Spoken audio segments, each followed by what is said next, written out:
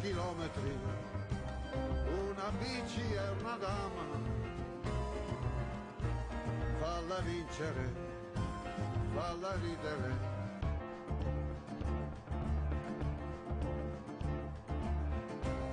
Una bici la si ama,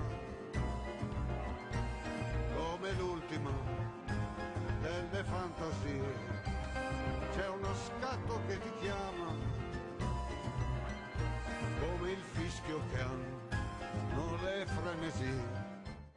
E adesso andiamo proprio nei piccoli, il lato agonistico Sì. non è molto rilevante. Quando stiamo parlando della categoria allievi, tra poco vedremo il Gran Premio del Brenta. 15-16 anni comunque fanno già una bella fatica, Sì. Rispetto ai loro coetanei che magari giocano a pallavolo o a basket, fanno già una gran fatica sicuramente, quindi è giusto ogni tanto far vedere anche No, loro. direi che gli allievi, noi diciamo sempre che questa Sì. parte un giorno li vogliamo vedere all'inizio della nostra trasmissione, no? Come professionisti certo, così. certo. Gli allievi ne hanno ancora tanta di strada Molta. da fare, da pedalare. Comunque, Gran Premio del Brenta era la prima prova, andiamo a vederlo.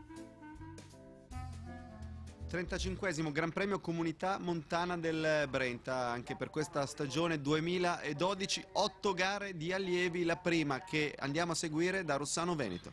Il Gran Premio Mondial, 56esima edizione, quindi tradizione anche per la gara che compone il Challenge, categoria, lo abbiamo detto, allievi, ben 170 i corridori partiti, con un circuito che nella fase centrale presentava anche qualche leggero dislivello.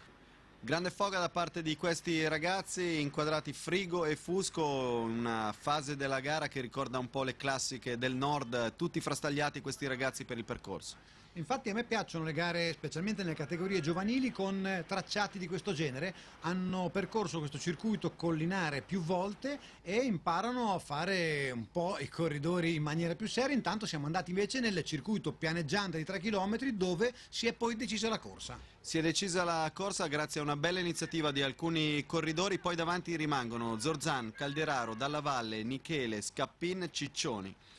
Zorzan, tra l'altro, nel giro precedente aveva perso 200 metri dal gruppo quando si trovava all'avanguardia di questi 5 corridori. Per un disguido a un bivio è rientrato in gruppo ed è riuscito con un'azione veramente interessante a riportarsi sul quintetto e a lasciarli sul posto. Abbiamo visto le immagini della curva dell'ultimo giro, invece questa volta Michele Zorzan andrà dritto, andrà fin sotto l'arrivo per una vittoria in solitario. Ecco qua che alza già le mani il corridore della Luc Bovolone, una bella gioia per lui. Sì, un bel arrivo, tanta gente, mi fa piacere anche quando il pubblico rende soddisfazione a questi ragazzini, e vediamo che alle spalle di Zorzan la volata dei suoi 5 ex compagni di fuga si va a disputare a una decina di secondi con Filippo Calderaro, tra l'altro caduto durante la gara, seconda posizione, poi Dalla Valle in terza, Michele, Scappini e Ciccioni erano i fuggitivi.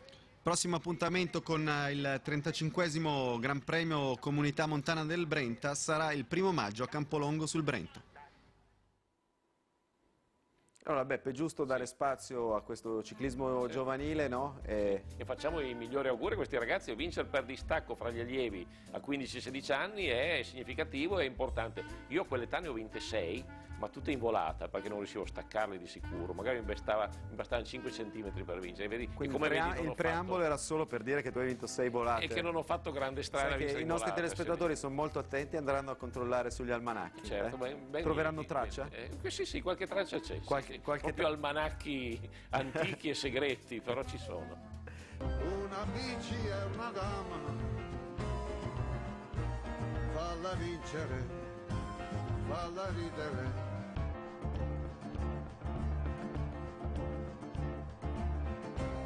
Una bici la si ama, come l'ultima delle fantasie.